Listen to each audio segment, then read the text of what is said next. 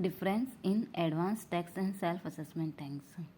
Hello friends, advance tax की last instalment 15 मार्च है और ईयर एंड होने ही वाला है, तो हमें सेल्फ असेस टैक्स भी करना ही है। हमें अपना असेसमेंट करना है टैक्स का कि हमें कितना टैक्स पे करना है।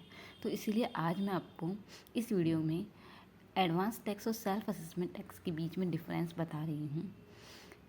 Advance tax paid in advance during the financial base on estimated income. हम अपनी एस्टिमेटेड इनकम पर एडवांस टैक्स पे करते हैं during the financial year 4 instalment में।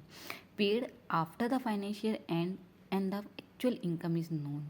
हम सेल्फ असेसमेंट टैक्स पेड करते हैं आफ्टर फाइनेंशियल ईयर जब एंड होता है उसके बाद में, और एक्चुअल इनकम हम पता कर लेते हैं उसके बाद में।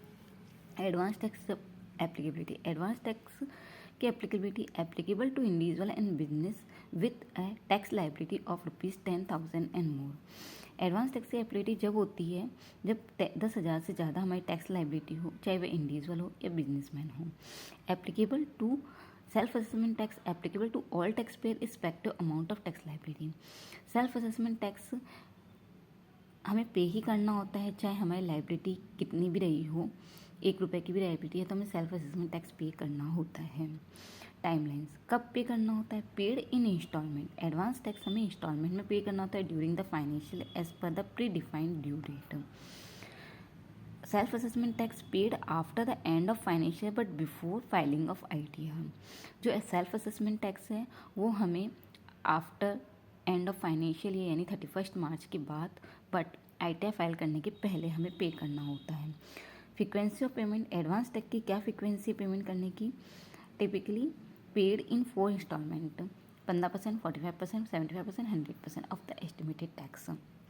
हमें 4 इंस्टॉलमेंट में पे करना होता है एडवांस टैक्स।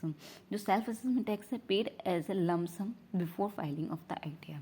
हमारा जितना भी advance tax purpose a mechanism to distribute tax under the across the year. मतलब इसका पर्पस है कि जो टैक्स का बर्डन है वो पूरे फाइनेंशियल ईयर में डिस्ट्रीब्यूट कर दिया जाए, ताकि उस एक साथ बर्डन ना पड़े टैक्स पे करने का। सेल्फ असेसमेंट टैक्स की पर्पस है कि ensure that the tax payer settle any remaining tax liability after considering actual income. मतलब सेल्फ असेसमेंट टैक्स का पर्पस होता है कि सेटल करना remaining tax liability after considering actual income को कंसिडर करने के बाद में।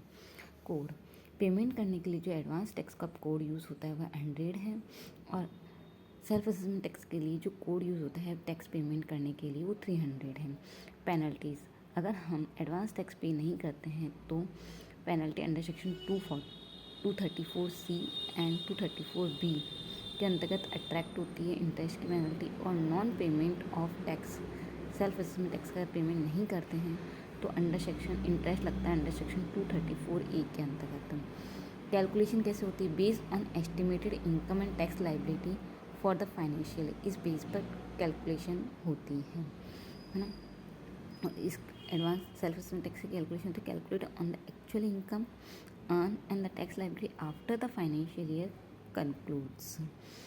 फाइनल सेटलमेंट कैसे होता है? Consider as part of the trial tax liability any balance is paid during the filing of the income tax return. Self assessment tax का settlement होता है settle the remaining tax liability if any after considering all payment made during the financial years.